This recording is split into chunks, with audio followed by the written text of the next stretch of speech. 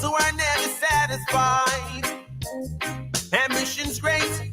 Tell them please don't compare your life with mine. Styles FM done say, it's from your smile, you're never afraid to speak your mind. And them a talk the truth. Who get vexed, tell them get left behind.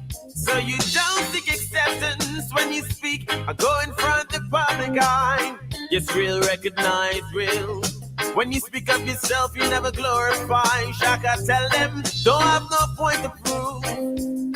Don't have the front to try confuse. You knock up it from white paper. You make the moves, the rest them follow. Pay them the mind. Keep doing our thing, take your blessing in time. You knock up it from white paper. You make the moves, the rest them follow. This is your boy Omari Banks at the 264 Anguilla, representing for my boy SHACKA Fame and Style.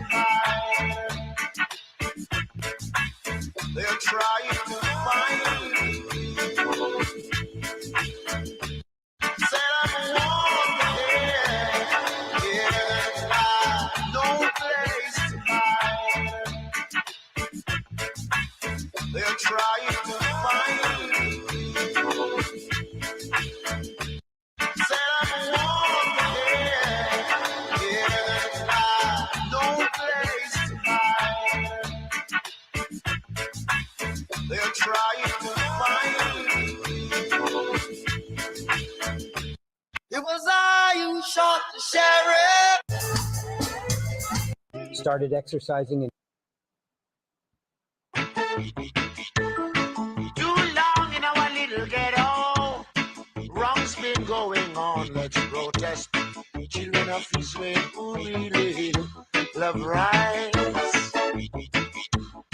But just sit there as a watchman around Babylonian walls. Oh, children of Israel. I should never hold thy peace. Day or night. We should have bust down Babylon walls. Prepare the way. Prepare the way for your people. Fight down war and crime. Fight down war and crime. Rasta fight down. Too long in our little ghetto. Wrong's been going on. Let's protest. Children of Israel who really love rights. But just sit there as a watchman around Babylonian walls. Oh, children of Israel. I should never hold thy peace. Day or night. Morning. The bust down Babylon walls. Prepare the way. Yes, good morning, and welcome. Portland Spice TV, good morning. Wherever you are around the world, good morning and welcome. Share up the live, my people. Share up the live. Like I tell you something. This is the day that the Lord has sent. Let us rejoice and be glad in it. Blessings.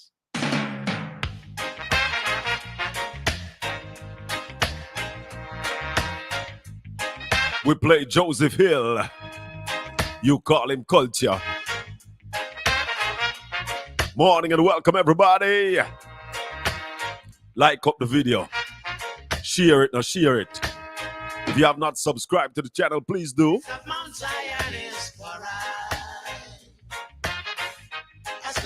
We have to play some culture this morning. What a week that was. Please let me live honestly. Love my brother, that's all I need. I need no riches, just harmony. A slice of Mount Zion is for I. A slice of Mount Zion is for I. I'm willing just to lay down at Zion doorway like a footmat. Even the saints of Zion trod upon my back and enter in, but a slice of Mount Zion is for I. A slice of Mount Zion is for I. I pray every day to see the falling of the wicked man. I know that wickedness will prevail, but only for a little while. And a slice of Mount Zion is for I. A slice of Mount Zion is for I.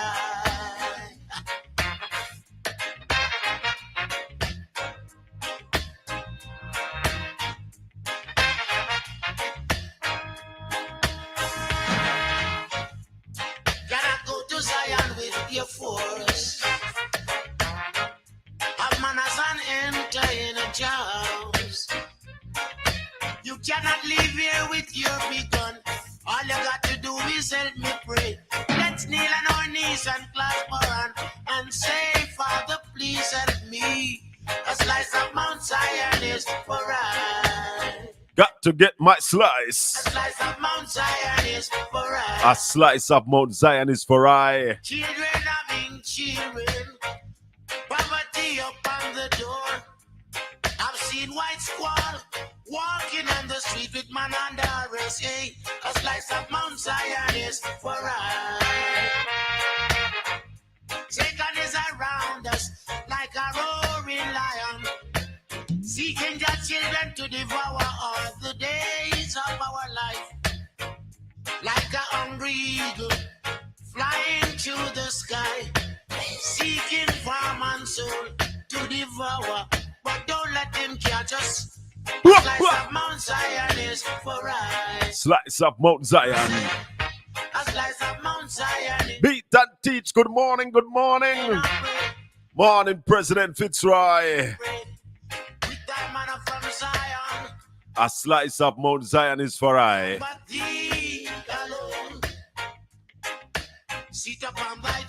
I want to drop one more culture before I get into the program this morning. Let's play down in Jamaica. Down in Jamaica.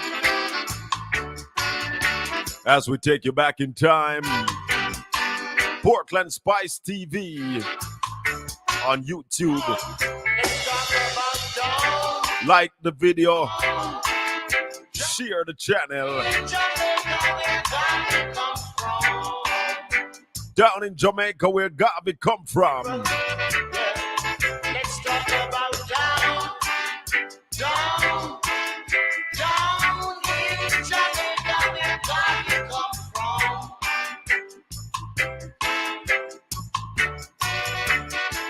I want to send some rain. I can tell you, this morning not going to be an easy morning. This not going to be an easy morning at all. 9:30 we're going to be having Dr. Ralston Hyman. I am giving him an honorary doctorate. Some people don't like it, but the truth is an offense. This prophet was born in straight down in St. Andre. Miss Ossie, good morning to you. Dawn White morning. We are family here at Portland Spice TV. And remember, please contribute to the GoFundMe. Eastern Portland Rescue Mission. We have to rescue East Portland from the vampires. Yes, it's all right. And sometimes you have to save some people from themselves too. Down in Jamaica. And I weep not for joy, for I know that one man can't bury. 3 times they're trying to fool black people. Yeah, the people now.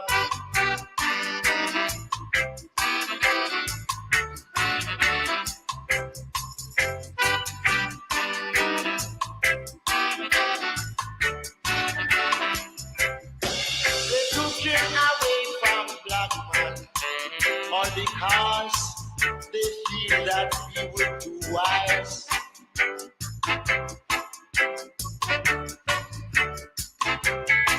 But what was hidden from the wise and prudent now revealed to the babes and suckling too. Officially, let's talk. Come talk about down.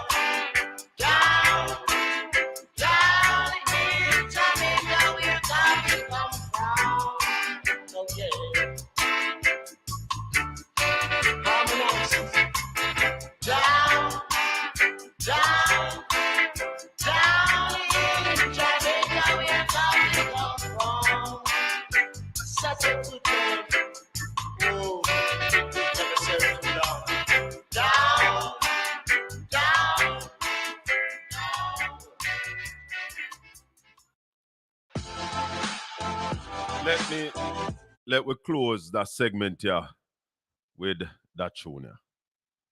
That tune here. Wait there again. Zion Gate. Zion Gate. Zion Gate. Zion Gate.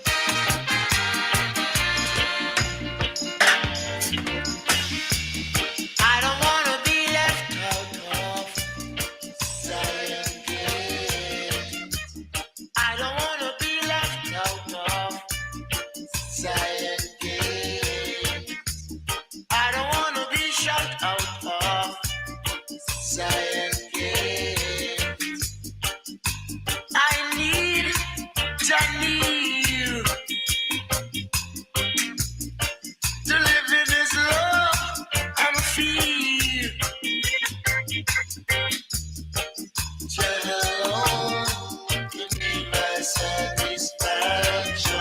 That's the GoFundMe pin on your screen right now. Eastern Portland Rescue Mission.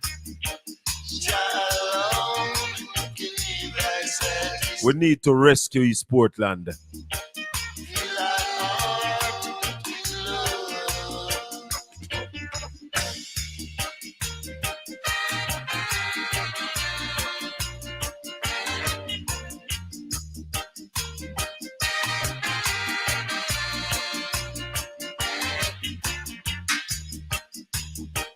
When the sons and daughters look around and see the wondrous thing that Jah done around, the birds of the puppies in a cool place of rest, and even the waters flow, and the shining rainbow beyond the frosty clouds, you know.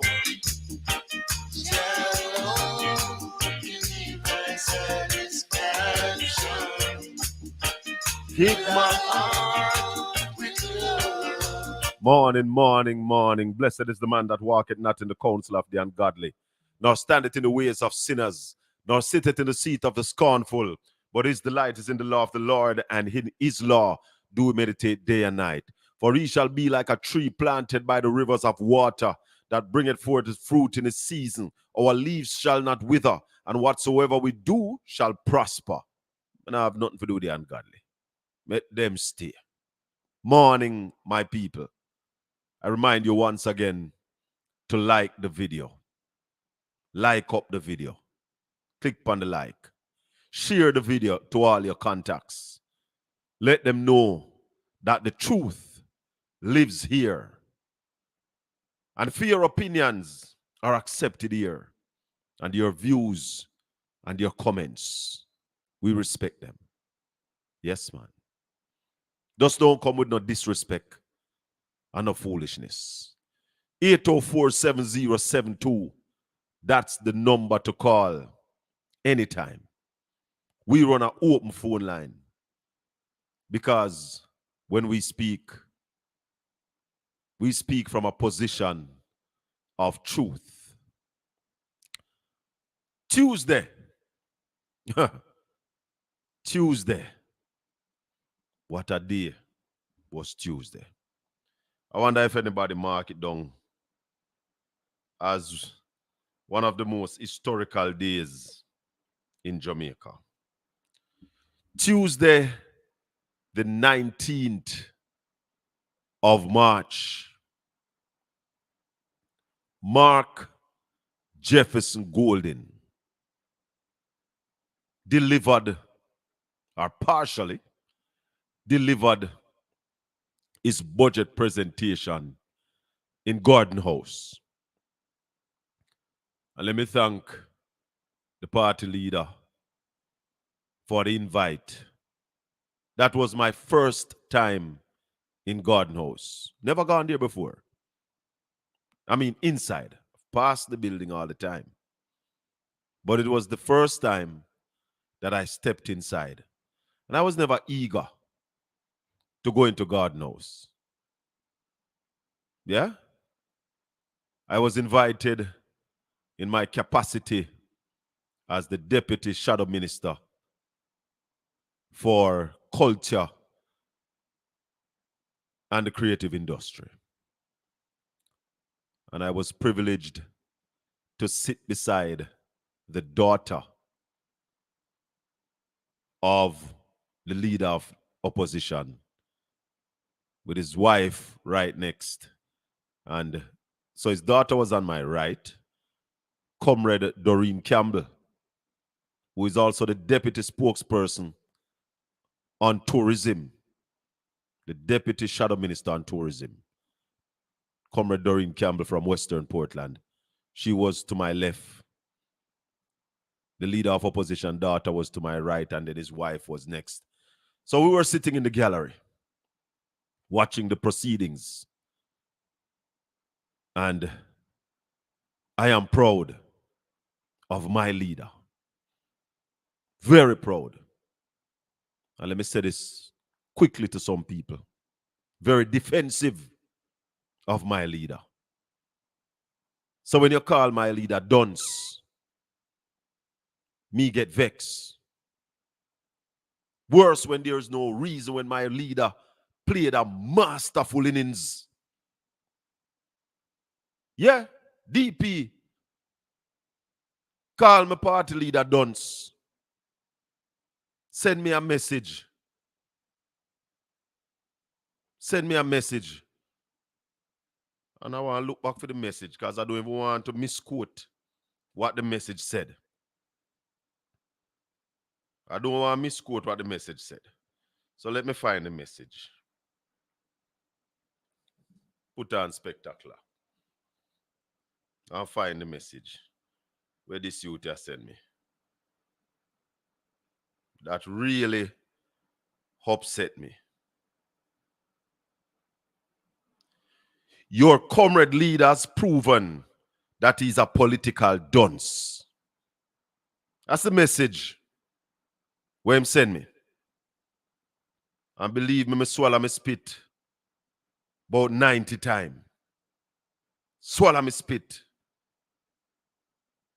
And then I responded, "You're such a fool." That was my response. The message was sent to me after, in response to the walkout of the government. Now you tell me, where in the world you have ever seen the government, the majority, and not just a small majority, almost 3-1, the numbers they have in the parliament, and the government walked out, stopping the proceedings. And then the most beautiful part to me came after they walked out. I happened to get outside before the party leader. And when he came through the doors downstairs, the party leader walked to the crowd of comrades that gathered outside. Because if you know Parliament run, when the party leader, any other party leader is going to speak, their supporters gather outside. So there was a lot of comrades on the outside who did not come inside. They were out there in the colors and everything. The party leader walked into the crowd of comrades.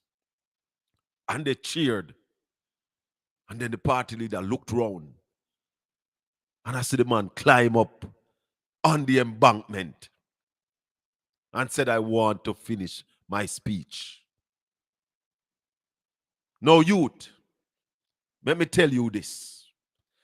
That, for me, was the greatest political moment, I am sure, in the last 3 decades in Jamaica.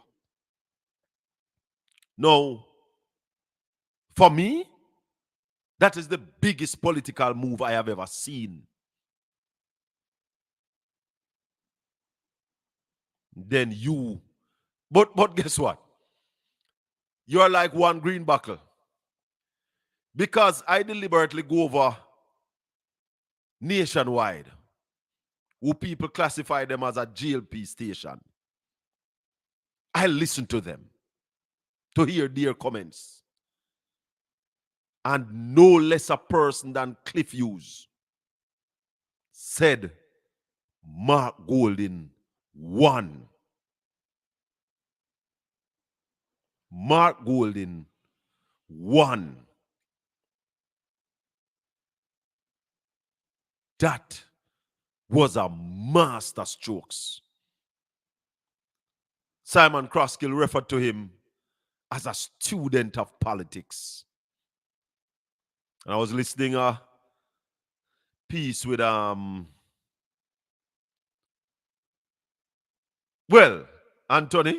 Bailey called it a super majority.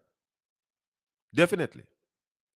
But I was listening Oral Tracy this morning, And Oral Tracy said he had said that Mark Golding is not a politician.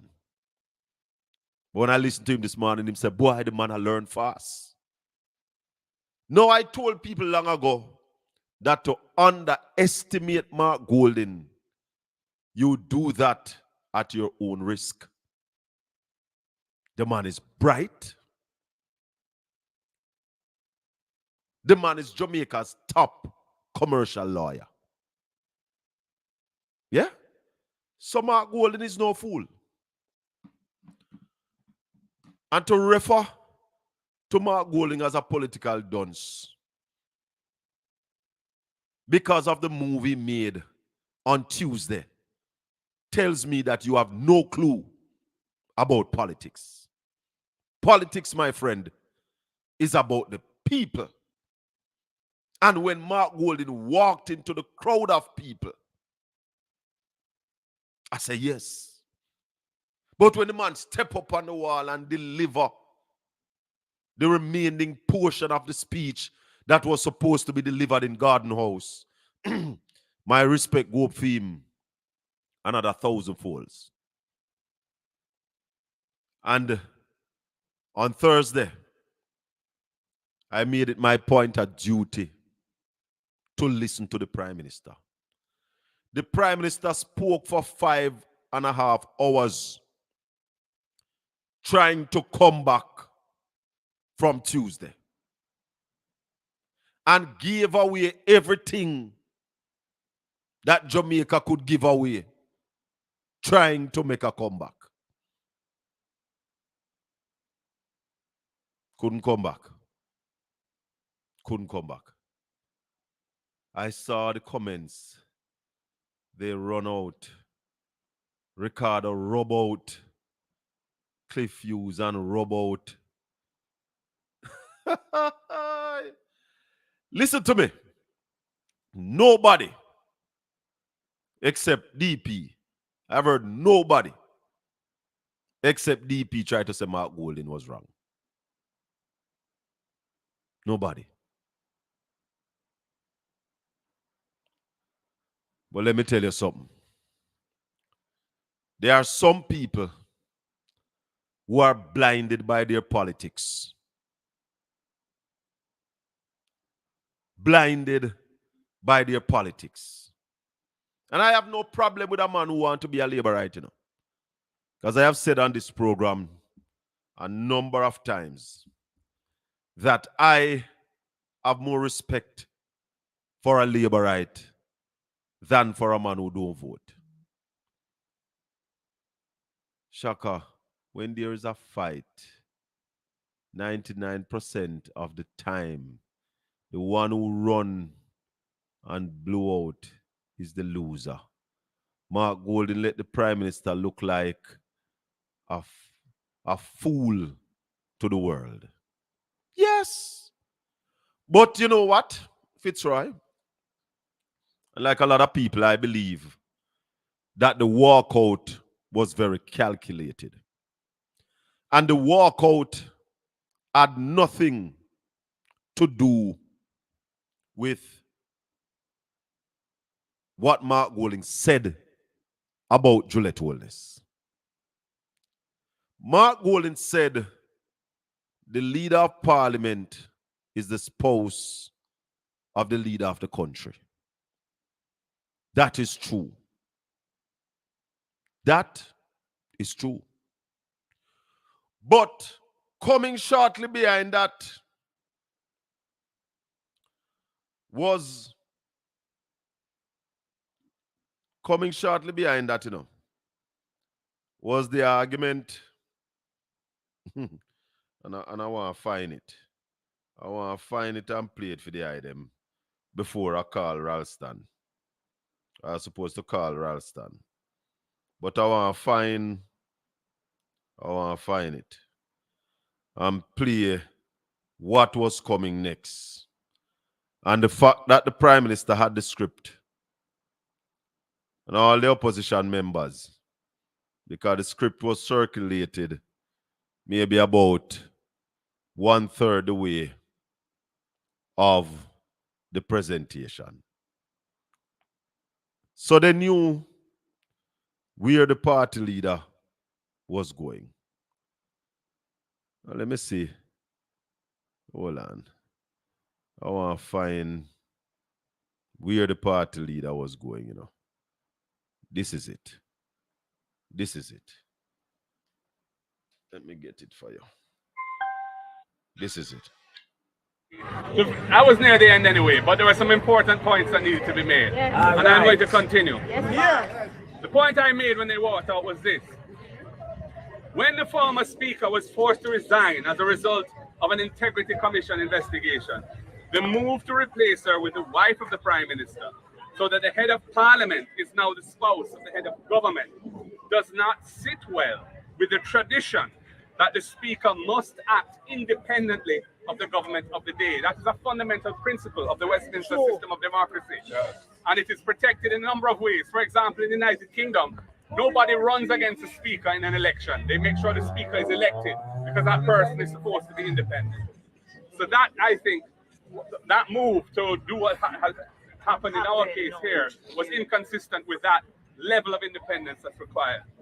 The failure to disclose the identity of the so-called illicit 6 MPs who are under investigation by the Integrity Commission for illicit enrichment remains a festering sore, only made worse by the Prime Minister's gag order on his own cabinet ministers from speaking publicly on matters to do with the Integrity Commission. The Prime Minister's statutory declarations of assets and liabilities and income have not been certified and published by the Integrity Commission for successive years. It is untenable for the head of government of Jamaica not to be in good standing with the country's Integrity Commission for a prolonged period. All I can say to him, and I would have said it to him if we were still in the house, all I can say, if I were in your position, I would take with myself and hand over to someone else who is not compromised. So, right there, so. Right there, so. The problem there. Because Andrew Holness did not want Mark Golding to call on him to step down in the parliament before everybody. Right there, so. The problem, them people. Right there. So, problem there. Trouble there. Ralston, hold the line for me. I'm coming to you. Hold the line. Right there, so the trouble them people. So it wasn't about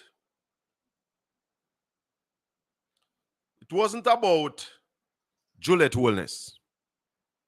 It was about the Prime Minister, who the leader of opposition was about to ask to step down and take for himself. And therefore, him run away. Ralston, morning. Morning. How you doing, my brethren? I'm good. How are you? Me there a review Tuesday. Uh-huh. What's your take on Tuesday, Ralston, the government walking out of the parliament based on the statement made by the leader of opposition? Yeah, man, that's juvenile nonsense, man. The Prime Minister, there's no other country in the world where the Prime Minister or the President, apart from the aberration with Donald Trump, where the Prime Minister or the President can not have his declaration certified for almost 3 years and still run the country. Even the local stock exchange, if a company not provide them quarterly reports after 90 days, they are suspended. After 90 days? Yeah. So for a company. Yeah? And then Jamaica would be considered as the biggest company in Jamaica. Yeah, man. That's it.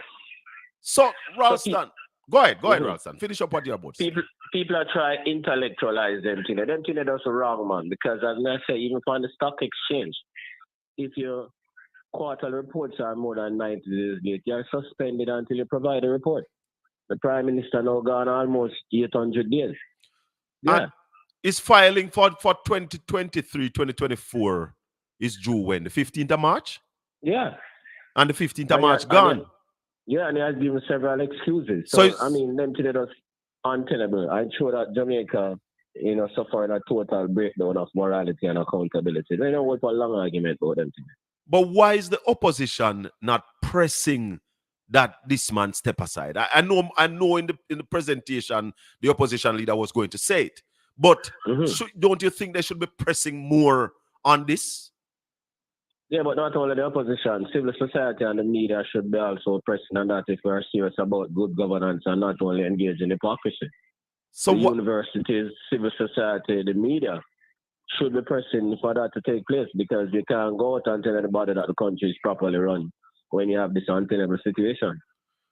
I listened to his presentation, the Prime Minister's presentation on Thursday. And I said to myself that I will take nothing in this presentation serious until the Prime Minister's statutory filing is sorted out. Am I wrong? I agree with you 100%. I mean, if he was really a public servant with honor, that's where he would have started. In his departure speech in 1992, the former Prime Minister, Michael Manley, said that it is a rare privilege and honor to have been given an opportunity to serve. Yes. And those who serve with dignity may retire with some form of honor. Yeah. That's the standard. Public service. That's why you're there. Yeah. So if the Prime Minister was really serious, that would have been his point of departure in his presentation. The fact that he never mentioned it in his entire presentation tells us that the standard of the country is very low. And the fact that people accept it and appreciate it and then going on to discuss the things that he said, it tells you that the country is falling down. What do you say about people who defend the Prime Minister's position? That they are morally decrepit. One phrase, yeah. Let's look at some figures, Ralston, because when me call you, it's figures. Yeah, man. Morally decrepit. Yeah, man. Jamaica. But before I go there, Ralston, I heard a report that 100 odd people was murdered in Haiti since the year start. I think it was 140. Yeah, man. How much were murdered in Jamaica since the year start? We're going to hold it, man. And people, crime experts like Herbert Gill will tell you that Jamaica far worse than Haiti, although we don't have a civil war. Simple. That's what I was going to. Yeah, man. Crime experts we like are killing. We have more murders than Haiti. Yeah, which are in the throes of a civil war. Yeah, man. And people like Herbert Gill, crime experts, they tell you that, man. That is something that is well known. What I think we have in Jamaica, you have some people who say them are intellectuals, so them try to intellectualize folly. Yeah, where everybody who have any common sense knows say them think they are rubbish. Yeah. So the intellectuals in Jamaica, yeah, them out of the country are big disservice. Yeah. All right. So let's so-called intellectual. Yeah. Let's look at the opposition leader presentation. Wide-ranging presentation. Yeah. Right, but he spoke about that one-off give back of $20,000 to people who are paying tax under 3 million, and suggested that would have been better spent going to bringing up the threshold to at least $2 million. What are your views on that? Yeah, man, he's correct, because nobody's going to get that money, because based on the way it is structured, and if your employer is not paying and is not up to date, then you're not going to get it. Those are just election giveaways masking as good policy. So that give back is not based on just me. It depends on if my employer is which paying. Which is totally unfair. Yeah, which is totally unfair. Rubbish. The finance minister said not so. Yeah, that 500,000 people go and get the money. And if you went with the opposition leaders' policy, is that you'll be giving to people who have more than the people who are getting below the 3 million. Foolishness in talking, man. The finance minister is very arrogant. So when I'm talking foolishness, again, because you have a kind of innumerate society, him talk all kind of things and get with it. That is why I can't deal with people like me who understand figures. Yeah. Not going to give you no debate. No, well, when him come on the program 6 times, I have people behind the scene, I ruffle paper and I tell him what to say. And he can't answer another question. And that's why I'm not interviewing him again. It's not productive. Waste of time. Yeah, man, waste of time. Because when I listen to people interview him, it seems, I think what would be better is that you'd pay for the ear time. You'd pay for the ear time and come make him presentation. Yeah, because man, it's not about answering the questions. Yeah, man. Him run the program. Them allow him to run the program. It's a Clark and PR program when he's being interviewed. Him can't try that with me. So, yeah, that's why I'm not bother with it. No, Ralston, no new taxes. They ring that every budget, no new taxes. The leader of opposition said that we are paying over 400 billion more in taxes than we were paying in 2016. Explain that for us. No, we're not paying 400 billion. We're paying almost 600 billion more. Yeah? Because in 2016, the tax collection was like about $400 billion. This year is $1 trillion. The tax to GDP ratio in 2016 was 24%. We are now up to 30.4%, which is one of the highest tax rates in Latin America and the entire Caribbean and the world. So the people who doubt that can check the Inter-American Development Bank. And we talk about figures and we have the sources. Check the IDB and check the OECD. Jamaica has one of the highest tax rates in the entire world. Yeah, but the man says there's no new taxes. What they say that is that they have expanded the economy. More people are working, so they are collecting more. All right, fine. So watch this now. In the period 2012-2016, Peter Phillips collected like 60 billion more in taxes, plus the NHT money. The reason for that was that the economy was bankrupt. 100,000 persons lost their jobs. You follow me? And the debt to GDP ratio was 147%, and the fiscal deficit was 7.75%, and the overall public sector deficit was 10.75%. Right? The economy declined by 5%. Those are the stats that nobody can challenge. Check IMF, check IDB. That's 2012. Yeah, after them run the country aground. You follow me? But they don't. So that was the thing. All right, continue, Ralston. Continue. That was the thing that he faced. So he might to add that taxes. In 2016, 17 years, in the first 2 years of this administration, them collect 32 billion in taxes. So what Peter Phillips, them collect almost 60% of what Peter Phillips collected in 4 years. You follow me? Yeah. Yeah. So that was it. Then what we're seeing now is that in 2016, a lot of things that were not on the general consumption, they moved to indirect taxes. Right. So a lot of items that were not taxed before are now taxed. You follow me? Yes. General consumption taxes is a tax on prices, a value-added tax. So anybody go to the shop and pay taxes. Precisely. So one of the things that them do was to put a 7% per liter fuel on tax on fuel. Yeah. Once you inflate the price of gasoline, you inflate the price of everything. Right. You with me? So hold on. 7% of $100 is $7. Right. But 7% of $200 is $14. Precisely. And then again, now, when the price of fuel or energy go up, it means that all prices following. Yes. You follow me? Yes. So them collect 15% of every price increase. Yes. You follow me? Yes. Yeah. So that is how them get to collect more taxes. And one of the things that them now point out to the country is that taxes reduce your disposable income or the amount of money that people have to spend at the supermarket. Exactly. So if you look at the economy and you were a real economist and did a proper analysis, you will see that the rate of consumption as a percentage of GDP has fallen dramatically since 2016. You follow me? The rate of consumption. Yeah, as a percentage of GDP, because of the increased taxes, people have to be consuming less. Right. Poor people have to consume less. So when they go to the supermarket, they have to know where they are, or when they go up at the cashier, they have to put back some things in the trolley. So you're saying that we are buying less food, but we are paying more taxes on the food that we are buying. Of course. Every study show that. Every international study show that. Yeah? Yeah. So some people never go to a supermarket again. They must go to the corner shop and buy half a bread, a loaf of a squeeze of toothpaste and all of them stuff there, because taxes are so heavy on the prices of goods and services that people are consuming less. All of the poor people are consuming less. So if you look at their own data, poverty in 2022 was more than poverty in 2016. Yeah, because people are consuming less. What was the poverty rate in 2016? 11%. In 2022, it is now 16.7%. I was sure it is higher now, because the survey of living conditions of a long time, like 2 years, you don't know what took place in 2023.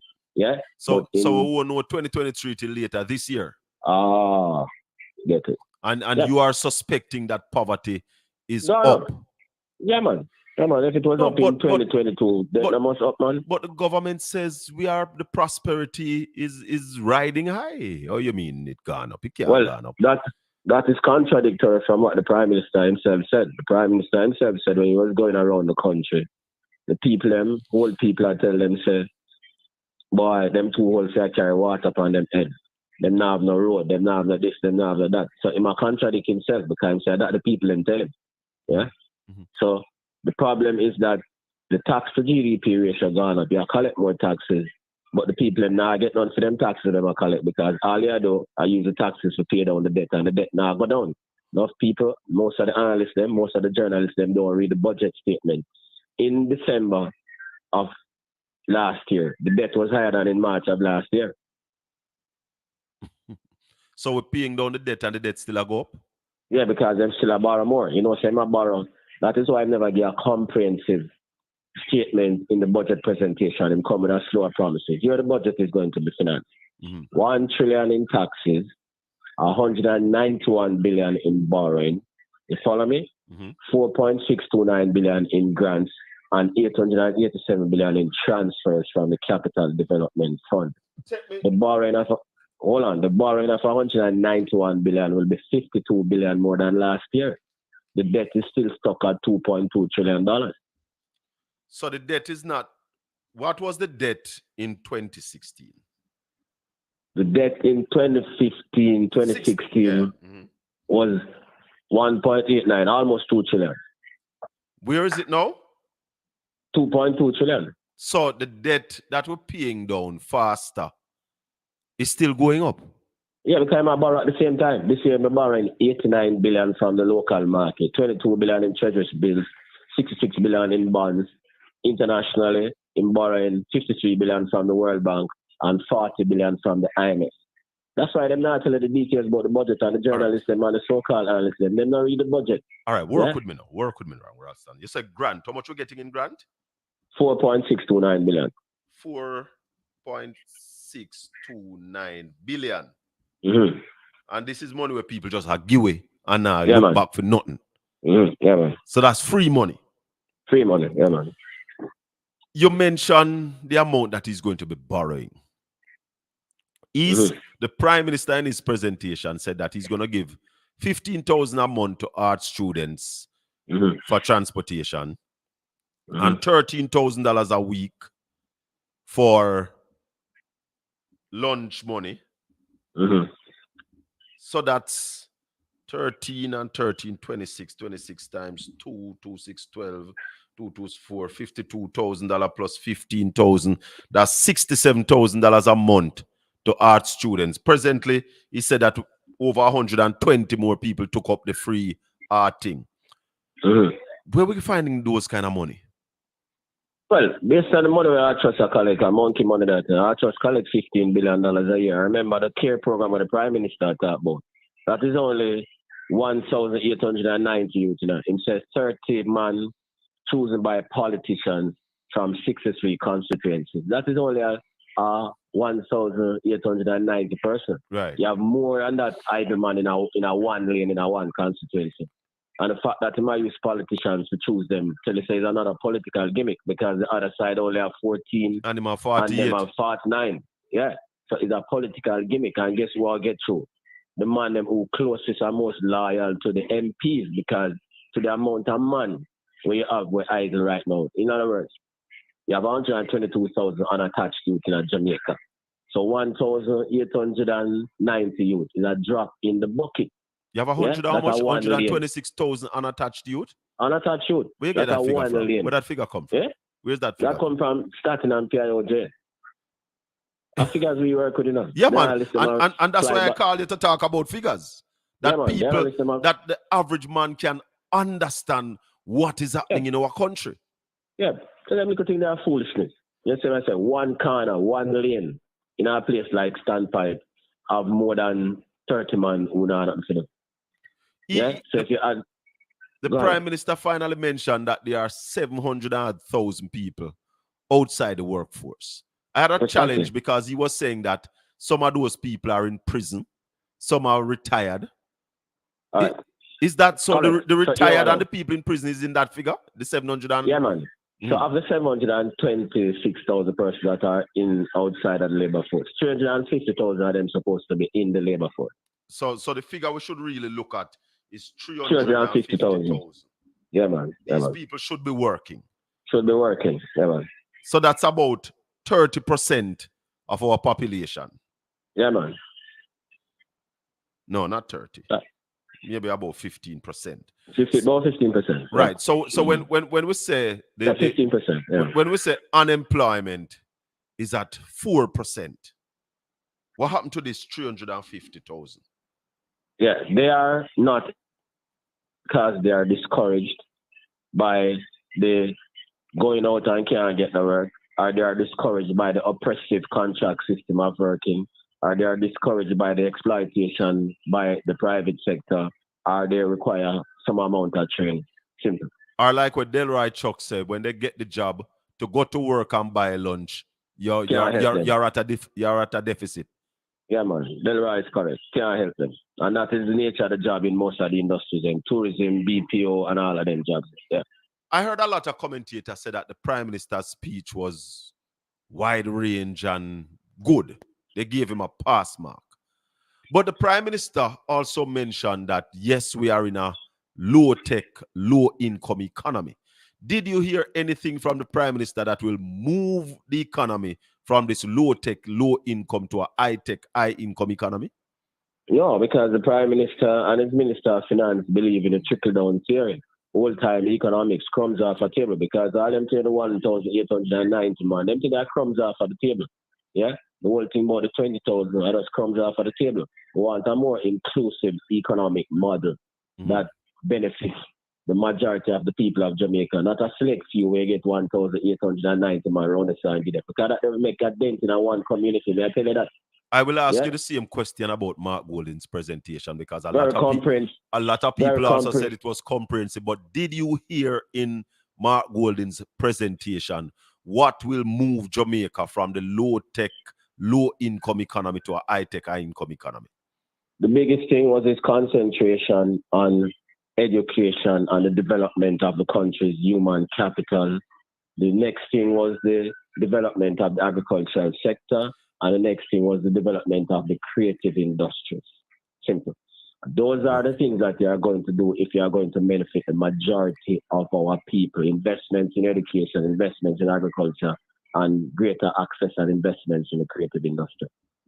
You mentioned three things: agriculture, the development of our human capacity, and the creative industry. And energy. Yeah, you mentioned all of those. Energy. But let's go to agriculture first. We heard the finance minister. I don't remember if I heard him spoke about agriculture except for taking off the GCT off raw food. I don't remember of hearing the Prime Minister diving into agriculture. No, they're not interested in agriculture. For them policy is just that you can't just make them friends and import food. That's their policy. That is why they remove the GCT of agriculture, of raw food. The opposition leader said that the World Trade Organization don't blacklist people, don't blacklist country. He also said, and I asked the finance minister, whose interests are you protecting when you move the GCT from raw food? Because I don't know if a lot of people understand that this raw food, and one of the things that I liked with the opposition leader, he lists out what all this could be. And it could include poultry, meat. That's correct. Then how do we grow a country if we don't have no intention to feed ourselves? That's the point. And that is why I'm telling you that the finance minister is totally off base. I am an expert in international trade and finance from the Graduate School of International Studies at the University of Miami. We covered WTO and all of them today. Yes. WTO can't blacklist nobody. What happens when a dispute arises in WTO? It means is a member country report another country. Yeah. Right. So what you do is that you negotiate. I have what we call a dispute resolution panel, which brings in all the experts from the various industries and them discuss the whole thing, and then them come to a decision. And even when them come to a decision, you can appeal the decision. The remedies that you have, you can cite what you call infant industry. You can cite what you call national security. You with me? You can cite all them to get food security, because one of the things that COVID-19 taught the world is that you can't depend on somebody else to supply your food. Again, that's one. That's theoretical. Hold on. Don't disrespect the Minister of Finance. So you are saying that all of that would have to happen. So who reported Jamaica to the WTO? The minister need to come and clarify all of those things Tuesday. And remember, it's not respect for the finance minister. The finance minister is very weak on macroeconomics. He does come and call out some number. The finance minister is more like a departmental accountant. Let me explain something. The WTO and MTA, WTO came out of the General Agreements of Tariff and Trade in 1994. Mm-hmm. Yeah?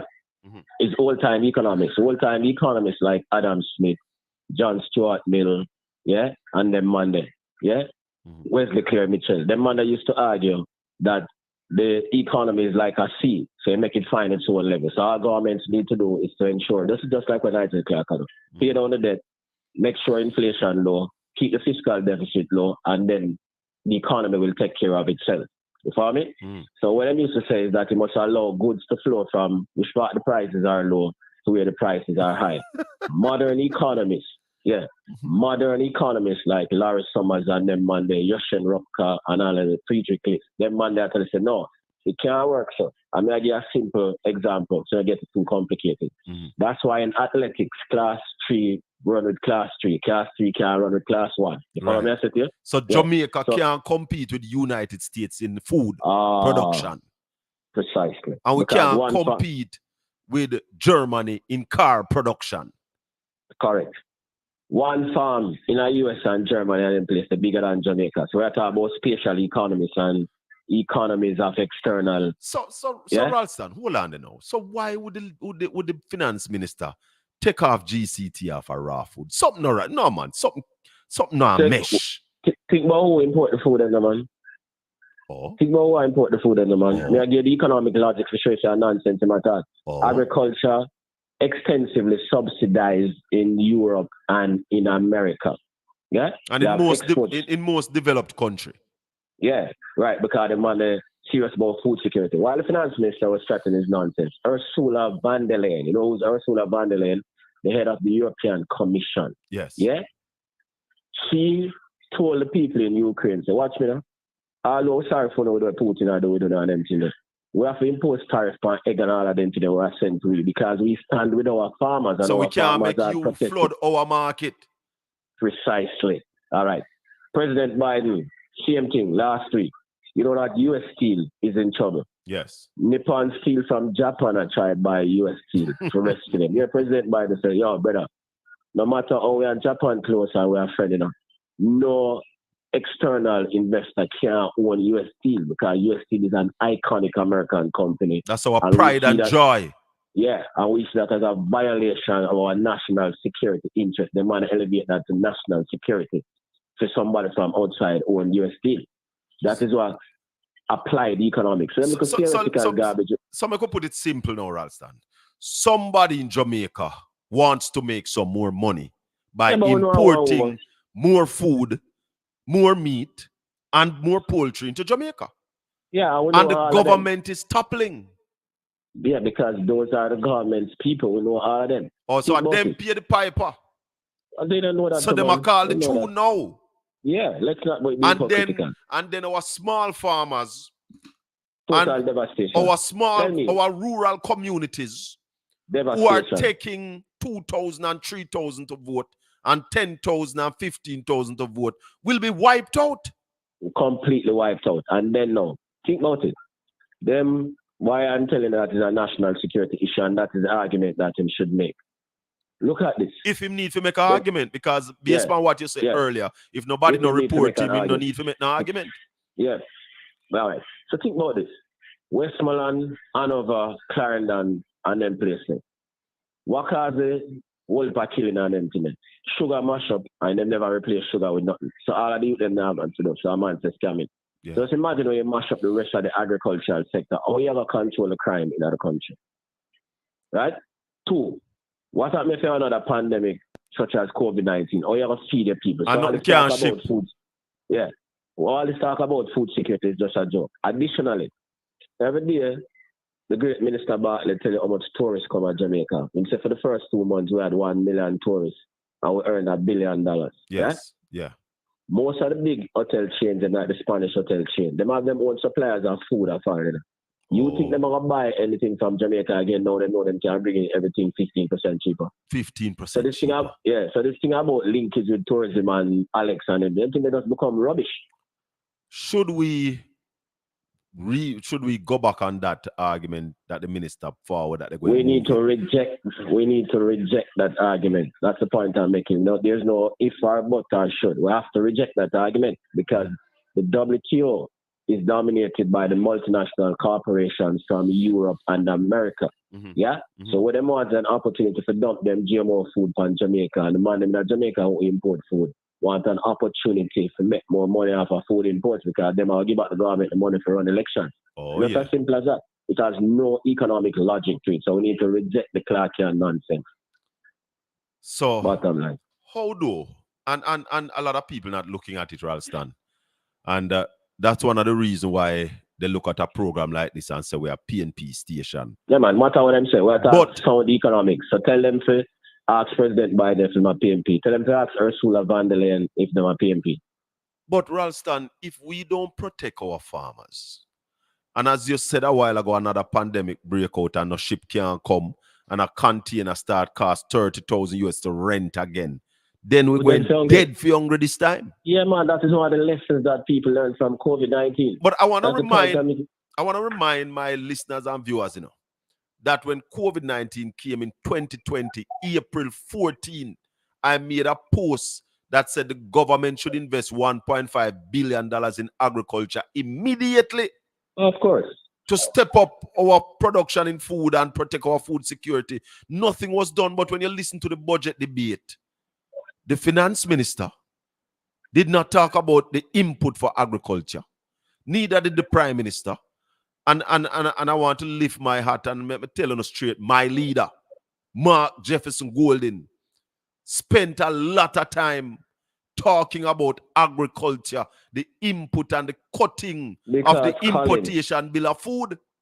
Colin, that's the only way you can improve the quality of rural life driven by scientific agriculture. So you need to fix all of the rural farm roads then. Yes. You need to improve irrigation.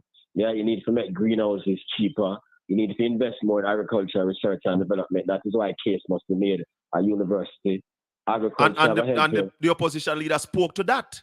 And that case should get the finances to do the necessary research. Precisely. That our farmers will produce at a consistently high quality. Precisely. The food import bill, food and consumer goods import bill was 1.6 billion for the first 10 months of last year. 1.6 billion US dollars. How much that's nearly 200. What we at 1.6 billion? Almost 200 billion Jamaican dollars. We are talking about, brother. That's the point I make. So I tell the analysts them don't have no numbers. I just chat them a chat. They must run to the seat of them ponds. And if we get serious and stop planting concrete on the Arab lands, we can do much more. We can cut that. Right. And I'll say this here because I am aware that one of the policies that the PNP will bring is that food importation bill must be cut by at least 20% in our first 4 years. Of course. Because it is not wise. It is not wise. Yeah. If you have your house with your family and you can't feed your family. That don't make no sense. You can't be an independent nation if you can't feed yourself. That is total garbage. You follow me? And those are things that affect the exchange rate. Additionally, what some of the analysts don't know, if the exchange rate drops by 1%, it adds 13 billion to the debt and $609 million in additional interest charges.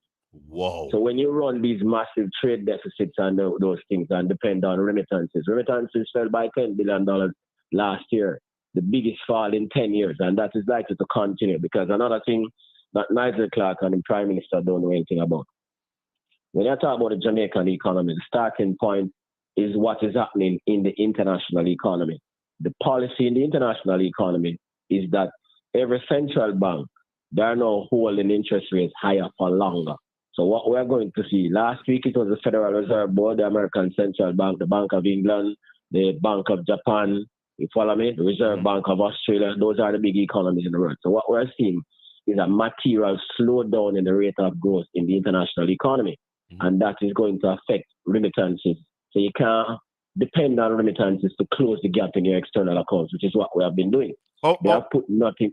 Go ahead, finish. No, you finish. Yeah, they have put nothing in place to deal with that.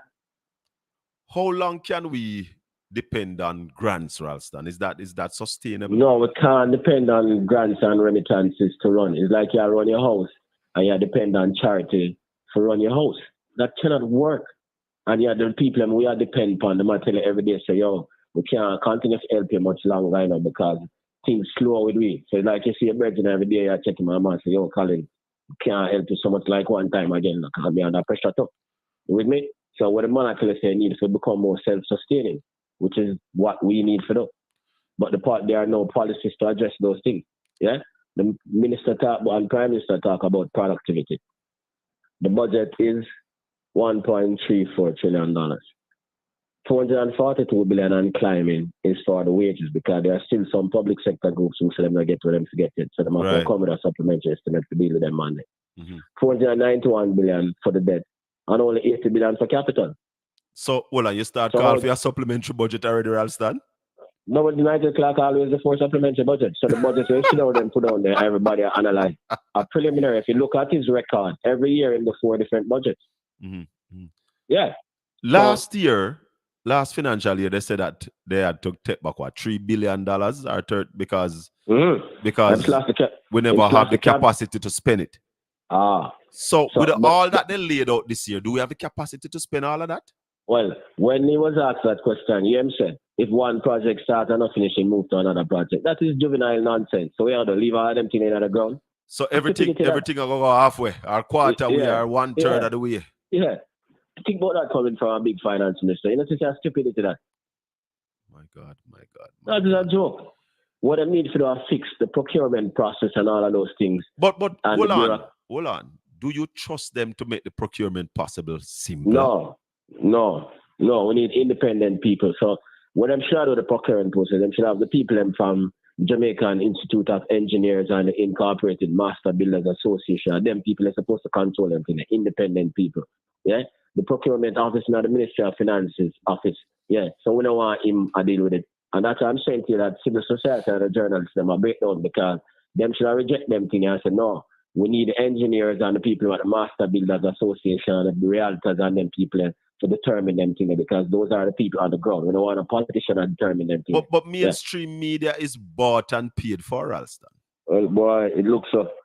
Because when you have a government advertising, the time is brought to you by the Minister of Finance. What benefit does the country get from that? The time is brought to you by the Ministry of whatever job creation. Yeah, man. Time signal by the Ministry of Finance. What are the benefits?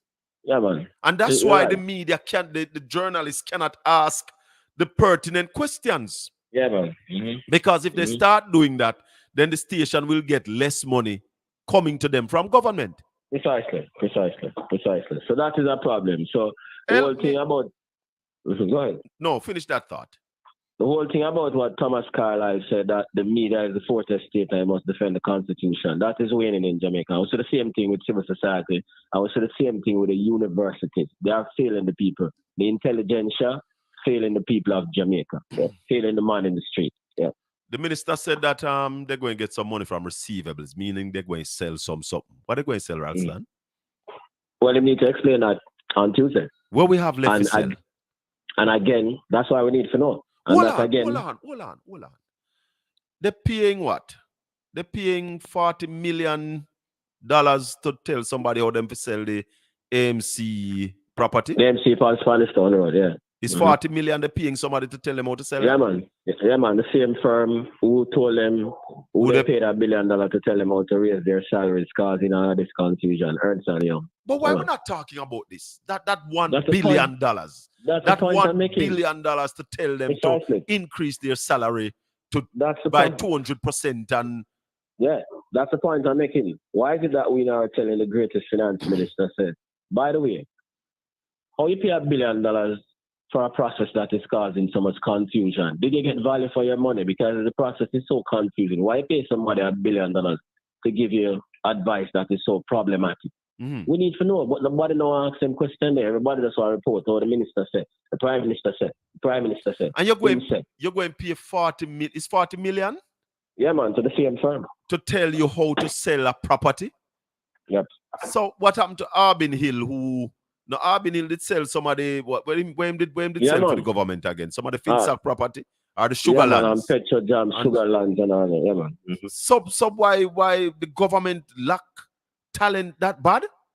No, there's a lack of transparency, and because the man them know nobody now ask the question. Because the prime minister can sit around the country almost 3 years without his certification, and nobody not make it a big problem. They not so a hot man, nobody not care about nothing. People just allow them to and the man them not exploit them to because them no say nobody not ask them no question about it. So them do whatever them can get away with.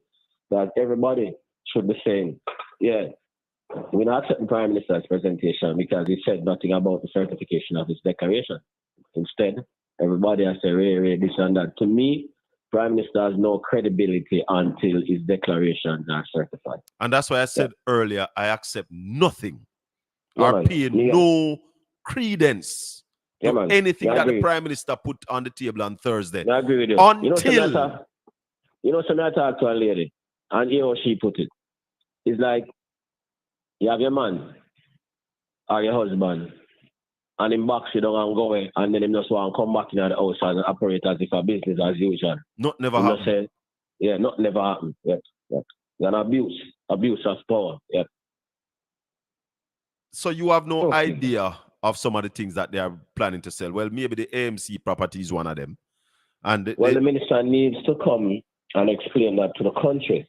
You cannot fund a budget, a permanent expenditure with one-off sources of income. So we need to know what is the source of income, who is buying, and then how are you going to finance those things next year. So that is what I'm telling you. All the things when Isaac announced that he's going to do, those things are dubious because there's no permanency in the financing. So are they going to just wreck the economy again like they did between 2007 and 2012?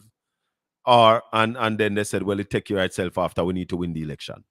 Well, that's what he's saying. We hear you and we are responding to you. And what he's responding to is trying to do things that will help them to win the election. Is it right, though, that you want to sell the country's asset and not tell the country what you're going to sell?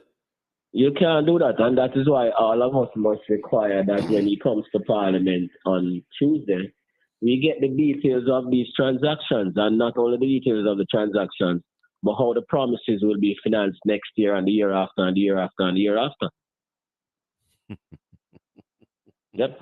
Because of the 45 billion, he says 20 billion will go to the Spark program. That's part of the capital budget. Right. Yeah. And the rest will be used to fund the promises that he makes. So it's $45 billion worth of stuff he's going to sell. Yeah. So when him sell that this year. Yeah. Yeah. What is going to happen next year? As Mark Golden said, the cupboard will be bared next year. Yeah. So that's the point. So that we want to know. So all I want to hold on to those promises are very imprudent because you don't know how these promises are going to be funded next year. We need to know all of those things from him. Like a joke. You couldn't go to a serious organization with a budget like that and get it accepted. But it is going to be accepted, isn't it? Yeah, of course. Because it's Jamaica, this Banana Republic style. Is Jamaica a failed state? A fast on that road. Or is it a failing state? Failing state, moving very quickly on that road. The leader of opposition spoke about the creative industrial stand. How much we can make from that? Whole lot of money, because as you said, every Jamaican is a star. We're talking about the creative industry, we're talking about food, we're talking about entertainment, we're talking about sports. And that is the thing that Jamaica has where the whole world wants. There's nothing else in the world where Jamaica has that the people want more than food, entertainment, sports, and all of those things. The people who the government concentrating on, they are not respected in the world. Yeah? The only politician who make Jamaica get famous in the world is Michael Norman Manley. And then you have Bob Marley and the entertainers, them and the footballers, them and Usain Bolt and them things. the people who them spend money upon is a kind of parasitic approach. They're not done for Jamaica in other world. Yeah? And them man, the things for Jamaica in other world. So the greatest demand for Jamaican products is brand Jamaica, which is food, entertainment, sports, music, and all of them something. Yeah? Ralston, I'm tired to preach it.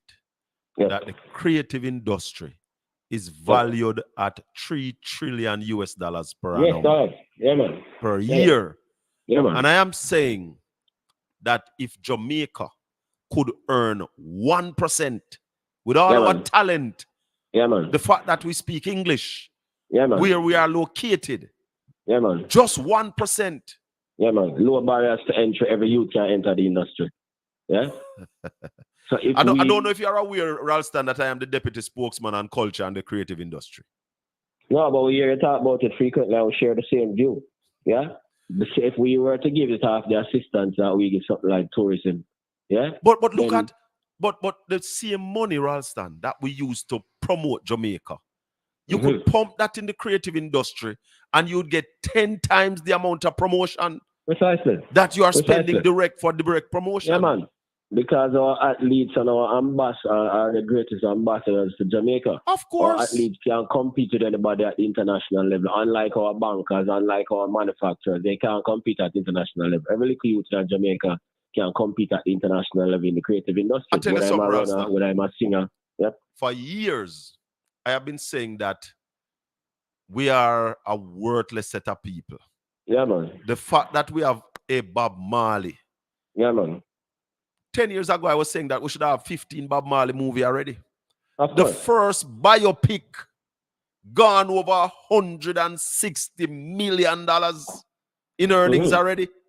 If you notice, no Jamaican investors invested in it because we don't believe in those things. Although those are the things that are needed to move the country If you don't see the black sand, steel, and cement, we don't believe in it, brother.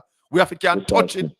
And I am saying to my people that our people are our biggest asset. And as you said a while ago, every Jamaican believe that they are a star. Yeah, man. Yeah, Give man. them that platform on which to perform. Yeah, man. But the next PNP administration will put it in place.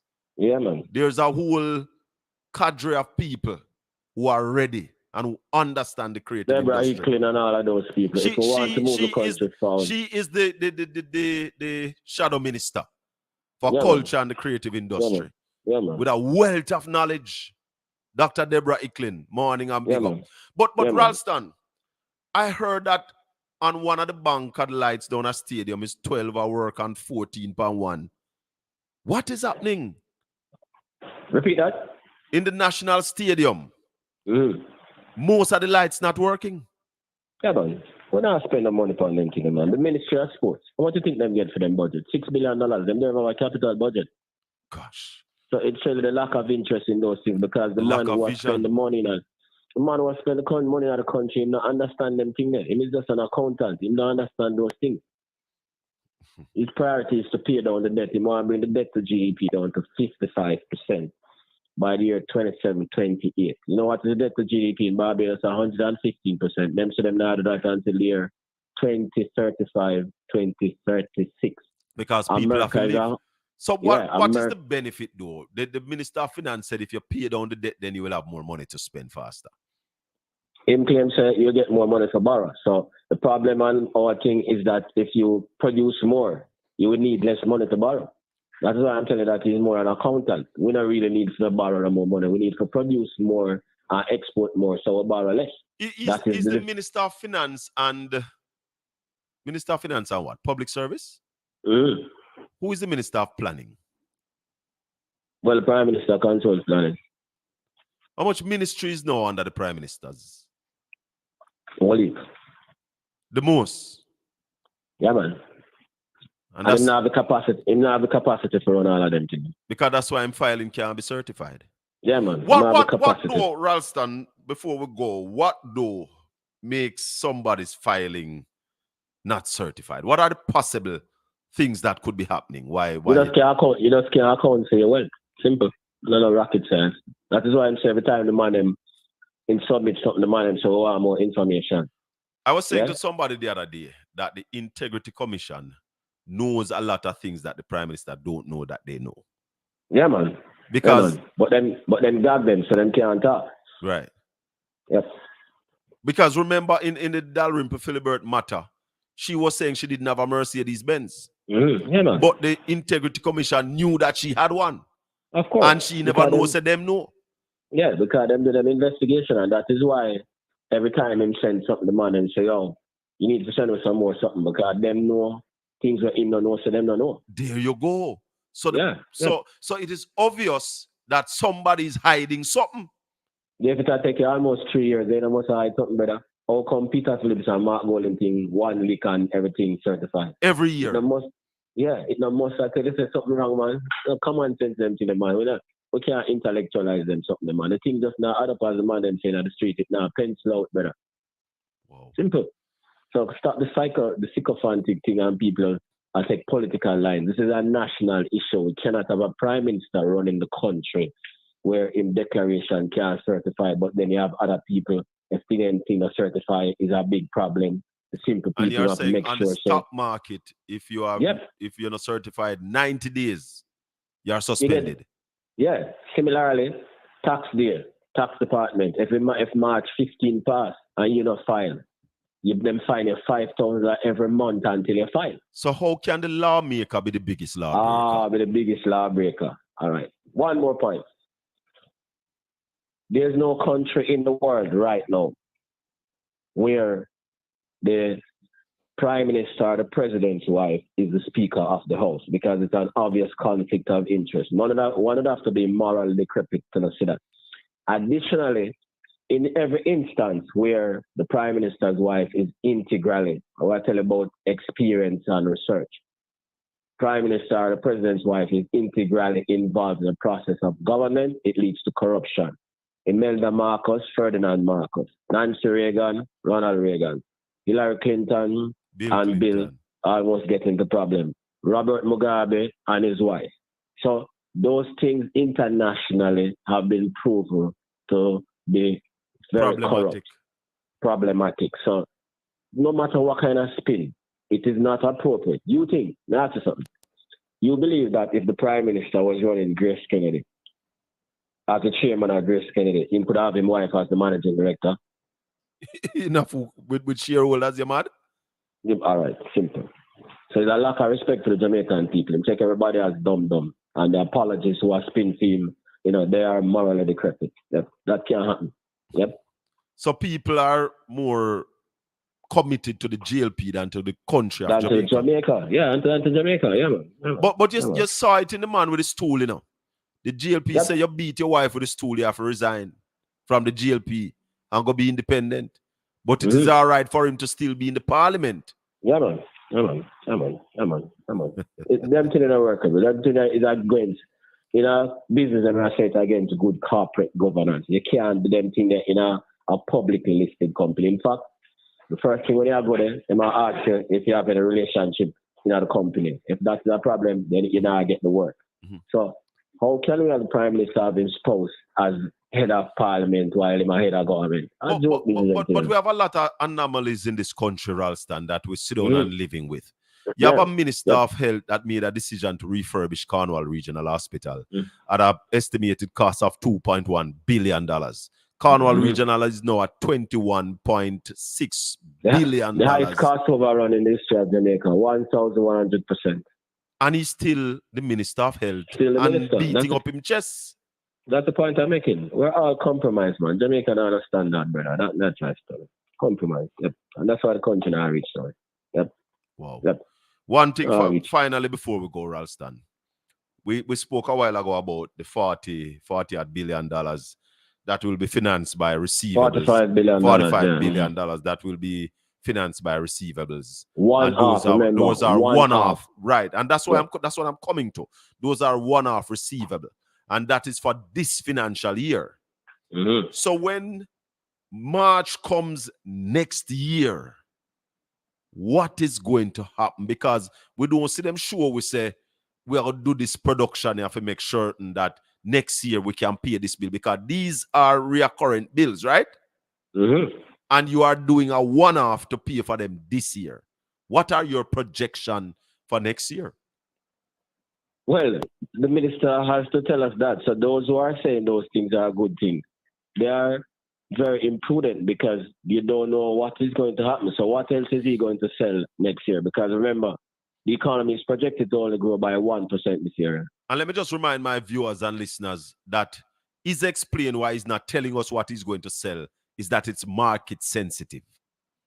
No, you can't do that. That's not your personal business. That's not your backyard. This is a country you're running. Not even in a corporate entity. You could do that. You have to disclose that to the shareholders. Yes. Don't we couldn't look at Grace Kenny shareholders and say, yo, me gonna do that, but me not tell you. Me not tell you no what me gonna sell, but me gonna sell some. No. You can't do that. Ralston, I don't know if you have anything that you want to leave us with this morning, anything final you want to add to the discussion. Well, what we're saying is that we want the finance minister to give a full explanation as to what is the transaction that he's going to do. Yeah? What are the receivables involved and how those promises will be financed next year. If you notice, a lot of the promises that they make go for 1 year because it's an election year promise. Right. Yeah? And the people must be aware of that and be cognizant of that and also none of these things have any permanent. The same thing with bus fare. They are going to be terminated near the election. Right. They have to be careful of that. So this and we're saying, yeah, go ahead. No, man, you finish. Sorry, I finished. And we're saying to the Prime Minister, it is untenable for you to be running the country for almost 3 years without your declaration being certified, while the average taxpayer, if they don't meet tax day, them get a penalty of $5,000 per month until the filing is made. Similarly, when a company does not submit its quarterly reports to the stock exchange for more than 90 days, it is suspended. So we find this to be a very untenable situation. And then additionally, the whole thing about the wife of the Prime Minister being the Speaker of the House is totally unacceptable and is not good governance. I couldn't let you go. One of my viewers just remind me that we're not talking about the minimum wage yet. But before we go to the minimum wage, I don't know many of you realize that the Prime Minister finished his speech, wrap up, get him big up on him, hugs, and then he remembered that he never talked about the minimum wage. Yeah, man, it was a by the way, it's an afterthought. So he increased it by 15%. But remember, so the taxi drivers must get a 16% increase on April 1.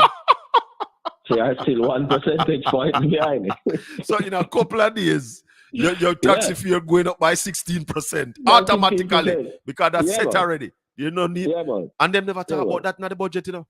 That's the point I'm making. Yeah. What effect though that is going to have on most of our low-income earners, on our teachers, on our nurses who have a helper? They'll be in the same position because, as I said, the tax fare gone up by 16% and the minimum wage go up by 15%. No, but they can't be in the same position, Ralston. They must be in worse position because teachers not going to get no increase April or June. No. So April, a teacher will take taxi to work, go and pay more taxi fare. Of course. And in June, a teacher who have a helper to look about her 6-month-old baby, going to have to pay $2,000 more a week. Right. So that's $8,000 more per month. Right. So practically you're the math for the know. The helper have to come in 1 day a week. Yes, sir. So what you do the baby? Somewhere else so what the teacher do the baby? So what the teacher do? Hold on, Ralston. What the teacher do the baby? The teacher, I forgot, it'll cost her more because she forgot either go to some daycare center or get one of her relatives to come deal with the problem. So you see the problem. And the domestic helper, you have to go move around. The 1 day or so, the 1 day there so, the 1 day there so, because the employer now going to be able to pay the $15,000 a week. So it have to come back to the day's work. So the permanency in domestic work have to change. So you have to go do 1 day with Miss Matty, 1 day with Sharon, 1 day with Patsy, and make up your pay. Yeah? Because you're sticking with one person now going to be able to pay. So I don't think I change. That means that life will get harder for everybody. No, man, but they said that the country is doing well. Stable economics. The stats. Remember, the whole thing about economics, the end product is to improve the quality of life of your people. It's not about fiscal deficits and debt to GDP. That's why I'm telling you, the finance minister is only an accountant. Shuffling papers. Economics. Yeah, about production. Yeah, you need production and productivity to improve the standard of living of your people. When the others are read out some numbers, he's just an accountant. yeah, and him get overrated because people in Jamaica kind of enumerate and all of them things and the whole connection with the analysts and Ray. So people overrate him, but in terms of real production, he really not do nothing. But what is the good thing about this finance minister, Ralston? Why people rate him? Because some people are saying he's the best thing that Jamaica has ever seen. Is when He can call out numbers, and people have this thing about the debt to GDP, not realizing it's an equation. So the debt to GDP is a ratio. So you can do it in 2 ways. You can concentrate on the debt and kill the people, or you can increase production and then the debt as a percentage of GDP falls. What is the debt to GDP in the US? 124.2%. I don't even know that. I'm an advisor. You know what it is in China? 287.87%. You know what it is in Japan? 251.93%. You know what it is in the UK? 100%. You know what it is in Barbados? 115%. All them countries there have per capita GDP that is 10 and 15 times Jamaica. Barbados is 20,000. Hold on. So you mentioned all of them places. What is the debt to GDP in Jamaica? So then there's 72% now, and him saying more reach 55%. So we are at 72%. But our annual average wages in Jamaica is 7,000 US. Yeah, man. Per year. That's the point I make here. Yeah. And America is 50,000. How much? Barbados is 20. America is 50,000. Barbados is 20,000. It'll take us 15 years growing at 7% to catch up with Barbados. And Barbados is 115%. So what is the benefit then of we having a GDP of 72%? Mathematical nonsense. That's the point I'm making here. You kill the people, yeah?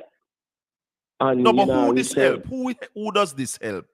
Because if you say we are at 72%, Barbados is at 115, the US is at what? 160. US is at 124.2. China is 287.8. Yeah. Japan is 251.3. The UK is 100.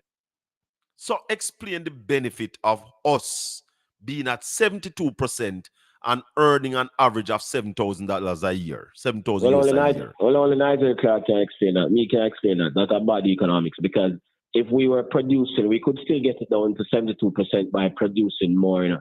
What he's doing is sacrificing production in order to pay the debt. Yeah? So bring it to a simple, because I love simplify things. So you have your wife and you're picking them out of your yard. Because this government collect the most taxes. Yeah? And them get the most money for borrow. Every day you come home and you say, honey, by the way, I'm getting more pay, but, you can't do it here. The children can't go to school. I can't fix up the house. I can't cut the lawn. So if you look on that in terms of Jamaica, the garbage cannot be collected. When you go to hospital, you have to sit down in a chair. The school then pop down, on the road. That don't make no sense. Your wife are going to run you. And that is why I'm saying the local government election was that the people of Jamaica start filing the divorce paper. So then when come to the budget now, it's like a man come back to his wife when she go to the door and say, boy, I'm here in a business, I'm going to do better next time. Yeah. You follow me? But see, I think you're going to do a year today. Yeah. But the woman, I say, you abused me over the last 8 years. I don't really trust you again. You see me, I said, yep. So it's just as simple as that. The reason why them countries run them debt to GDP ratio because they must have the quality of life and then people come first because economics is about improving the quality of life of your people. And that's the responsibility of government to ensure that your people live their best life. Yeah, that's why people vote for a government. John Maynard Keynes said that's the reason for people to vote for a government. I don't think Nigel Clark read Keynes. Keynes is the father of macroeconomic policy who created the IMF and the World Bank and all of them places. John Maynard Keynes from Cambridge University. Yeah? And he said that the primary objective of fiscal policy or the budget is to create the highest levels of employment possible with price stability and social equity. Not some man I get rich, everybody else I get poor. Yeah, simple. Ralston. So I recommend that Nigel Clark or read Keynes. It's a pleasure talking to you. It's a learning moment. All right, brother. Thanks much. Big up yourself. Yeah, man. Blessed all the best. Cool. One love. Yeah, man. Yeah. Listeners and viewers, 804-7072. We take your calls. It's 28 minutes to 11 o'clock. A teaching moment. And I've always been saying it. I remember the budget debate with Nigel Clark and Mark Golding. For 90 minutes, Nigel Clark did not mention agriculture once for 90 minutes. And I am saying that if you're running a country, a tropical country at that, we must focus on feeding ourselves. Michael Manley said, eat where you grow where you eat. I never remember to talk about JUTC.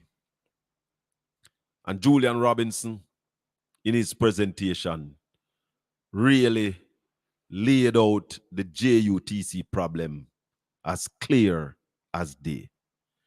In 2016, JUTC was moving 60 million people a year. 60 million. Presently, they are moving 15 million. They are down 45 million. So if you're talking about production, you must talk about getting your people to and from their work or their business.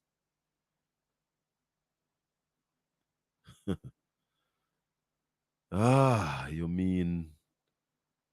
And that's why, you see, I said to people that we have to look at our country first before we look at our political parties. Because the political parties are developed to manage the country's business, the people's business. And if you're not managing the people's business and managing your party business, then you're going the wrong way. The people must come first. And what has to happen in the parliament on Tuesday? Prime Minister Andrew Holness took care of his household. You call the man, you talk about the man's wife, and him vex and walk out of the parliament. But, yeah, man, and that's why we bring on Ralston Hyman, A lot of people don't like him because the truth, is always an offense. And it was clear on Tuesday that the truth offended the Prime Minister of Jamaica. Was the plain truth. Hard, cold truth. That offended the Prime Minister of Jamaica. And he walked out of the parliament. Me just sorry that when they did walk out, somebody never run go lock the door. Lock the door and not let them in. I have a concern about Tuesday too. Because I listened to, and I want to play it. I listened to the Speaker of the House reading the standing order that dealt with what should happen when there is no quorum. And that somebody have to raise it. And I think the standing order says it has to be properly brought before. No, that's not it. It has to be properly brought before the House. Auntie Dawn, morning. The truth is an offense, my brother, but not a sin. That is how the quotation is. The truth is an offense, but not a sin. Not a sin. Mm-hmm. All right. First of all, will that interview with Ralston be placed as a standalone on the channel? Yes, man. I always take some time and cut it off and put it on the one before this time wasn't, because I searched for it and couldn't find it. The one before wasn't? Anyway. I'll check. Yeah, go ahead. Anyway, let us promote as much of what Ralston is saying, because a lot of us don't understand macroeconomics. Call back Elaine. Yes, go ahead. And he and our government is really running the country like a badly run private home too. Badly run private home. Because if you listen to how Ralston put it, if you run your house same way, you're in problems. So we really need Ralston to be out there more. Well, And remember, Ralston I, is on radio every morning, 5 days a week, from 9 o'clock until yes, 11 o'clock. yes, but you see, sometimes a lot of people may not be able to listen to him during those times. Right, and So people when have more you time have on a him in Saturday the better morning. package, you can rewind, find it and rewind and go over it and listen to it. Yes, Carol yes. stand talk fast, So Yes, you yes, can, yes. yes, yes, him Yes. just, you see, because these are things where him know is like a person who sew. When you see them a stitch and cut cloth, Good it's a example. different thing when you apprentice a try do a thing, Good example, You Auntie cut, Dan. Yes. right, Machine a right. run. So, yes, yes. And when them are cut, them just take the scissors and go through. You are snip, snip, snip, snip, and you still can't cut straight. Yeah, So, yeah. those are things. But I'm glad to hear him. I mean, we talk enough about what go on this week. The only thing me can say is it is sad when he who knows not and knows that he knows not, he's Yes. a fool. Shun So we him. have to just shun him. Yes, Yeah, yes, man. yes, Yeah. yes. And give thanks again and you take care. Blessings, Auntie Dan. Auntie Elaine call me back. Yes. Sorry I didn't see your call. But you can call me back. Let me put some, yes. I want to play this thing away. The speaker of the house read the standing order. Hold on. Hold on. Of a house and of a committee. Hold on. Section 7 of the standing orders of the House of Representatives of Jamaica says the quorum of a house and of a committee of the whole house shall consist of 16 members beside the person presiding. If at any time during a sitting of the House objection is validly taken by any member that there is not a quorum present, the person presiding shall direct members to be summoned, and if at the end of 5 minutes a quorum be not present, he shall adjourn the House without question put. If at an objection is validly laid. Now, I believe that if you're going to object, you should be in the house, sitting in a seat, and get the attention of the Speaker of the House. Now, Everett Warmington went out. They all went out, and he came back to the door. And in an argument, he was saying, you have a quorum, you have a quorum. So, I don't know. I might be petty. I might be petty in terms of how it was laid, but I don't think the complaint or the objection was properly laid or properly put before the House. That is one of my arguments. But then again, when you have the Speaker who is biased, you have those kind of problems. 804-7072. That's the number to call. You can call with straight or you can call with on WhatsApp. And half an hour on the 11 o'clock program. No, you see, Saturdays are hectic days, and we make the time to make sure that we are here every Saturday morning. And then we have some other work where we have to do. If we can, we will. If we can, we will. But we have some serious issues in Jamaica. And as I'm reminding you that the GoFundMe pin is on the screen. And you can go to my Facebook page. You can find the GoFundMe link. We ask that you contribute to the GoFundMe. Eastern Portland Rescue Mission 2024-25. Yeah, man. No, I don't think the objection was properly laid.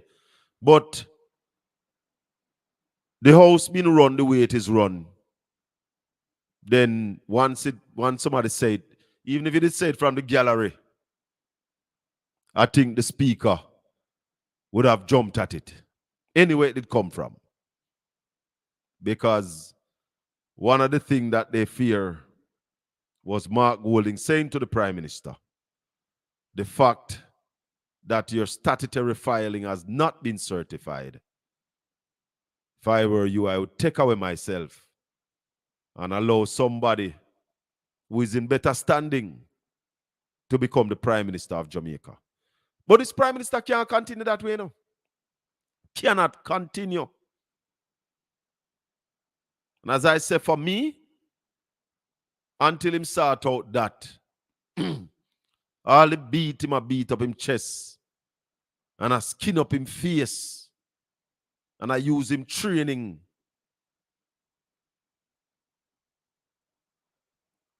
Not really mean nothing to me.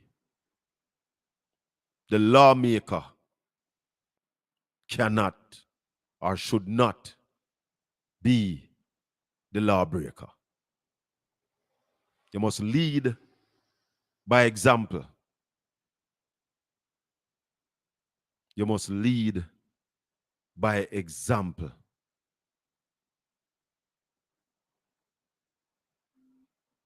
Peeps, may I ask you if you like up the video? Morning. Morning, sir. How are you? I'm there, man. What go on, partner? Yeah, great show, man. Respect. Great expose by the high HIGH MAN. The I man. Yeah. The I man. High man.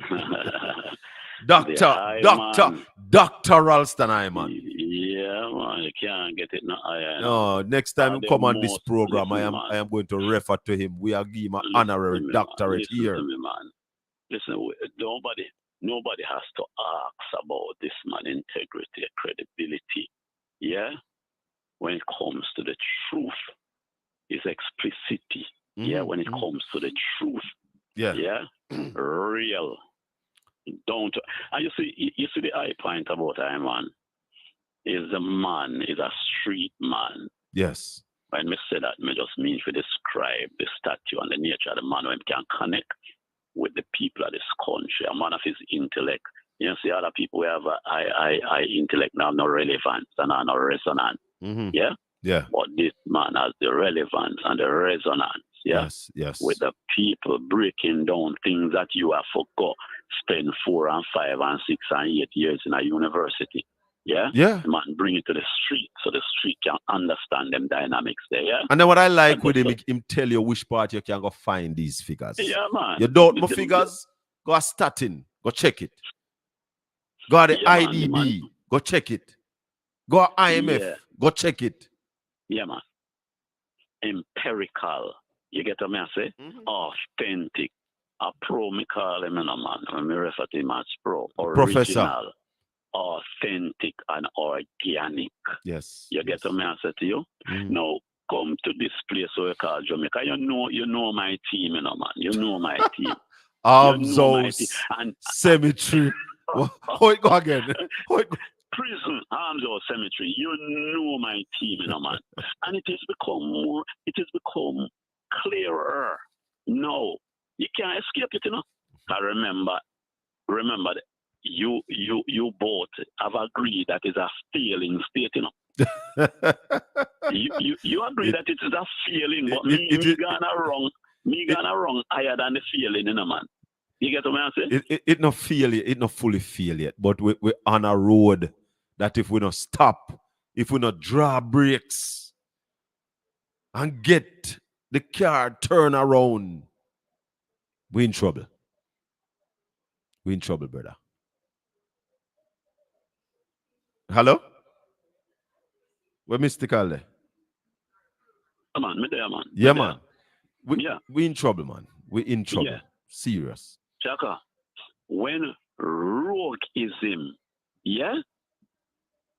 when rogueism percolates through the entire spectrum of governance,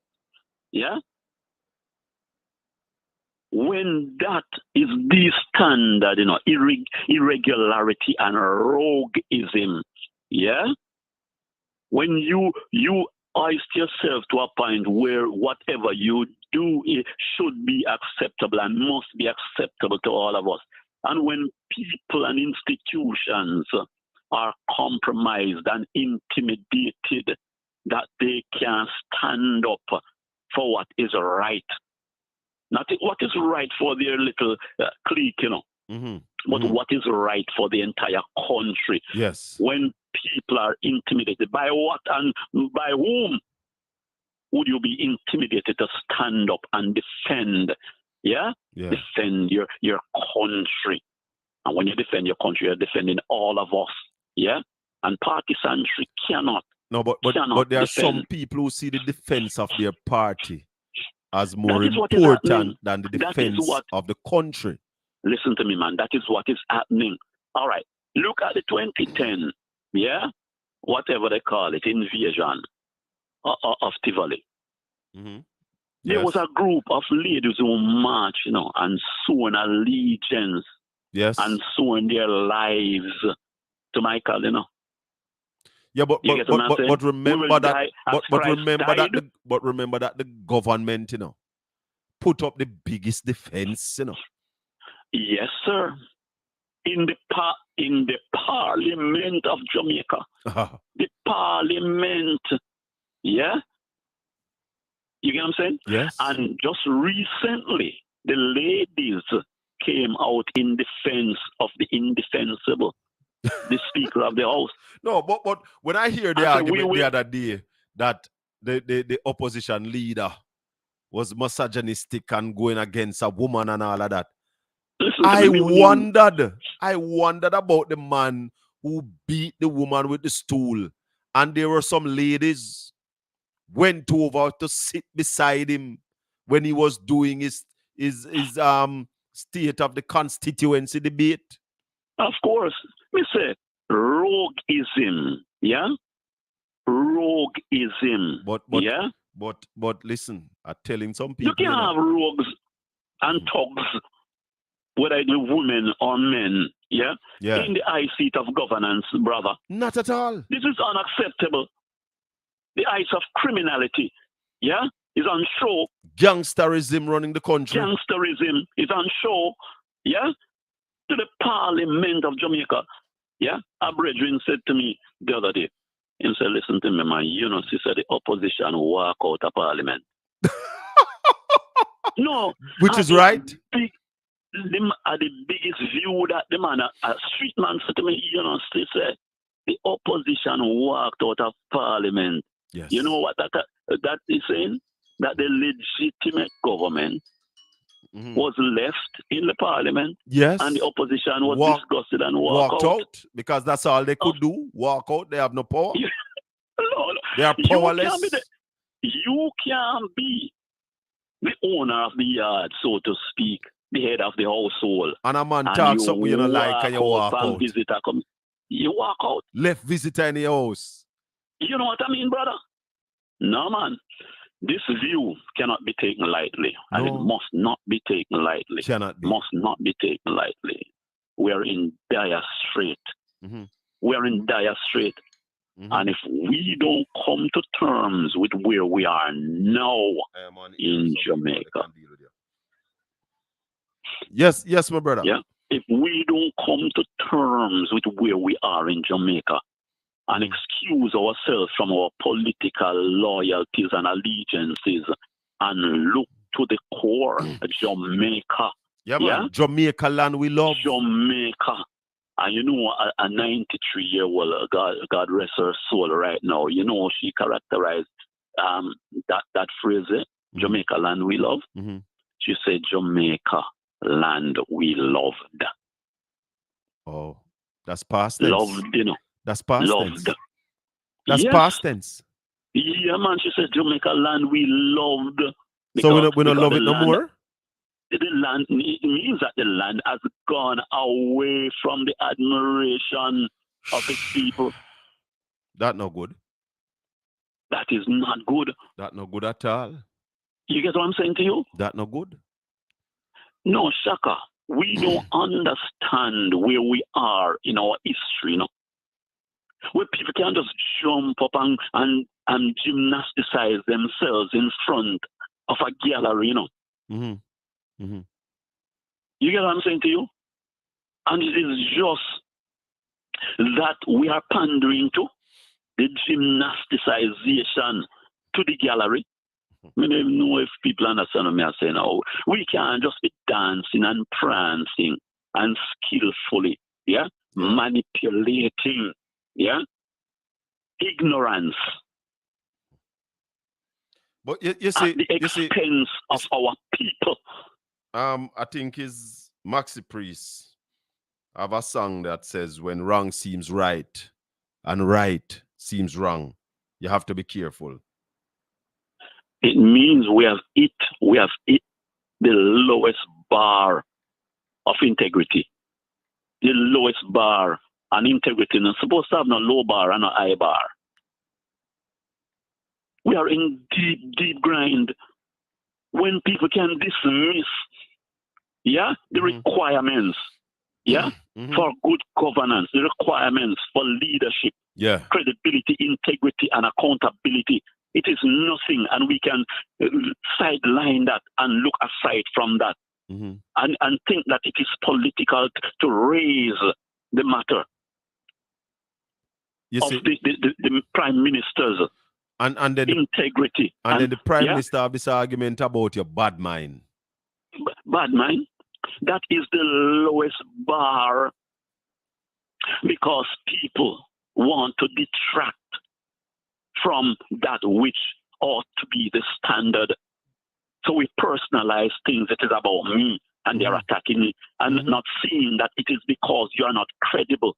Shaka, if you're not credible, you're not credible. And because there's a problem, because watch this. As the opposition leader said, the reason why the prime minister could walk out because of the statement he made is the very reason why it not look good. Because him say you attack him wife. Hold on a sec. Hold on. Morning, Portland Spice TV. Good morning, Colin. I just have a quick question. This is Narjite. Yeah. What is the Prime Minister saying about Boston? What are they going to do at Boston Beach? They say they're going to develop Boston Beach, and I tell you that is bad mind, the same bad mind we are talking about. But exactly, not to worry, because we are not at Boston Beach as squatters. Yeah? Okay. All right. Okay. Good. All right. Yes, Mystical. Yeah. Yeah, with me? Yes, man, I am back with you. Yeah, man. We are at a moment, We look at how they have domesticate the parliament. So when they are saying that the prime minister has responded in defense of his wife, it has rather domesticated the parliament. I remember Fitzjackson. I remember Fitzjackson asked in a sitting, what the parliament come to? What is this the parliament come to?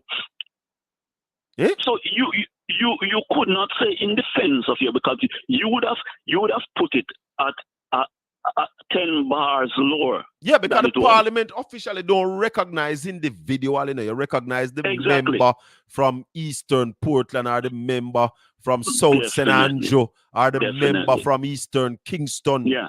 So when he must refer to him wife, him should be referring to the Speaker of the House.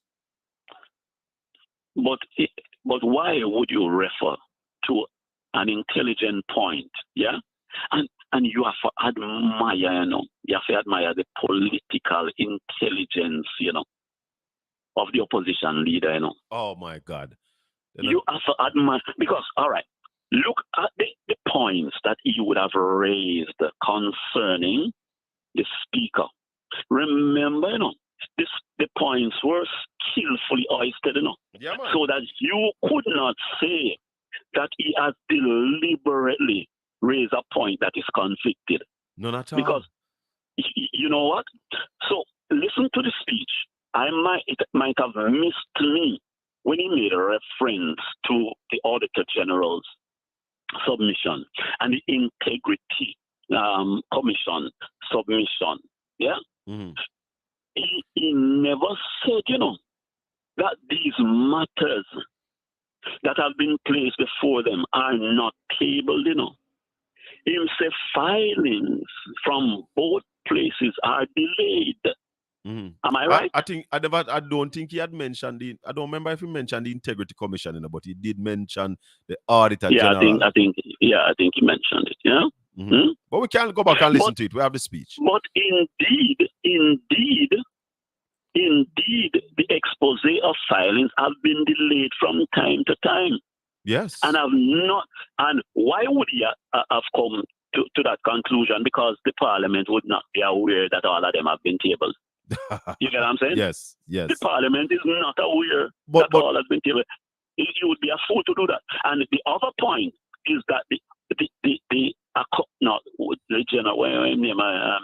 Solicitor General, not the Solicitor General. The Attorney General. The Attorney General would have responded, to a query from the Parliament, which has not been disclosed. So where is that? That's the other point.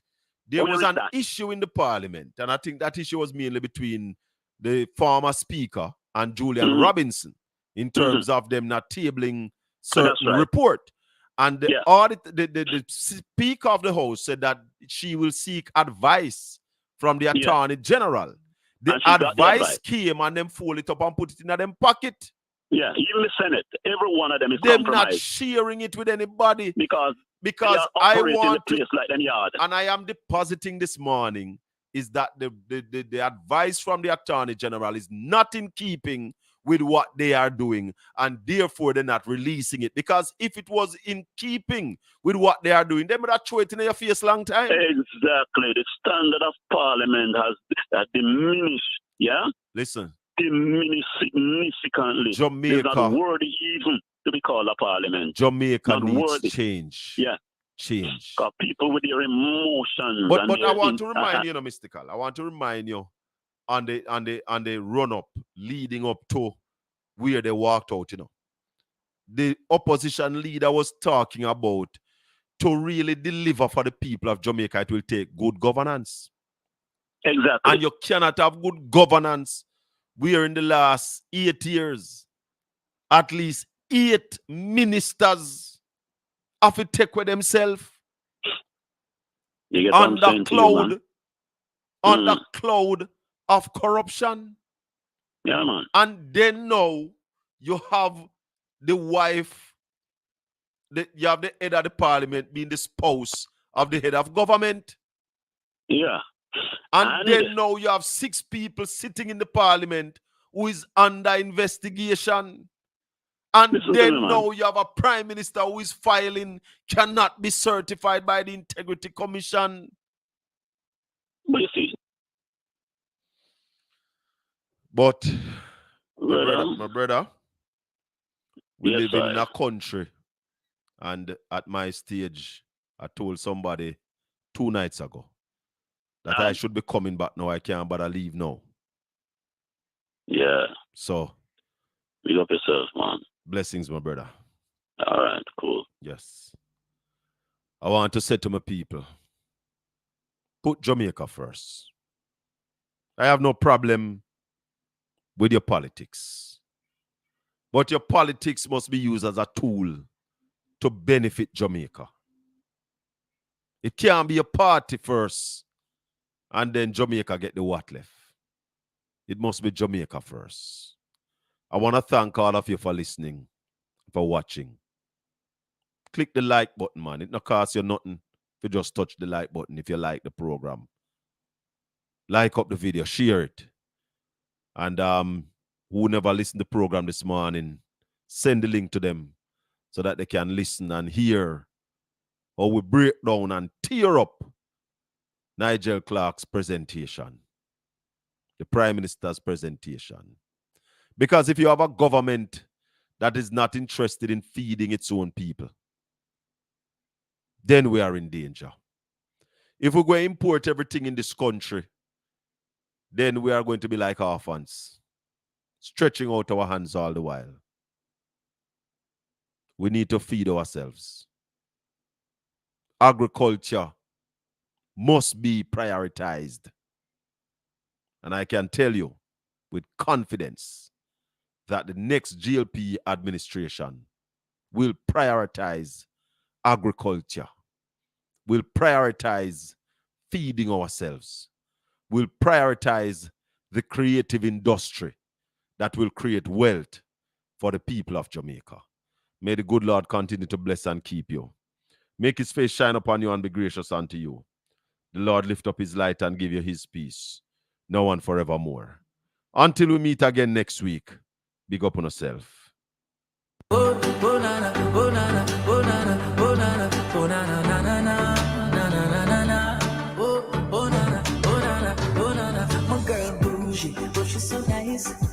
She no fussy, she's just living her life. Chris Martin. That she wants to go to country tonight. She wants to see Sunday, July 4.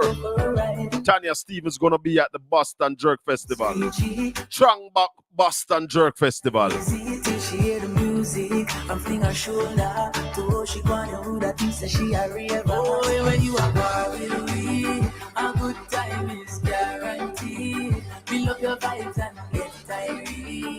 Tonight we have a touch of party. Oh, when you are far. Hey, Mr. Mention, ask yourself this question. Sunday, July 14. Boston Beach comes alive. The program. Live in concert. Tanya Stevens. Boston Jerk Festival. Trangbach Boston Jerk Festival. You're not ready for this yet. Book on no ticket now.